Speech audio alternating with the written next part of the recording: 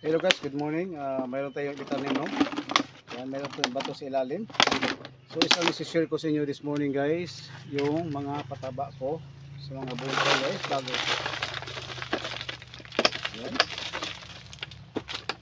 Ito guys is yung mga damo-damo nyo guys na sinusunog. Yan, ito yung mga naging fertilizer. Yan. So ngayon guys, mayroon tayong itatanim na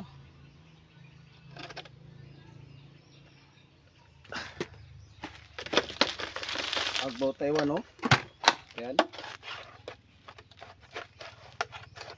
So ito yung ginagawa ko ngayon guys pag nabubuhay na yung ating material para mas mabilis ang kanyang paglago at hindi tayo masyadong magastos sa fertilizer. So pagkatapos sa itaas guys, lalagyan ko siya ng malinis na buhangin. Ayan. Para madali din mag-absorb yung tubig sa itaas guys.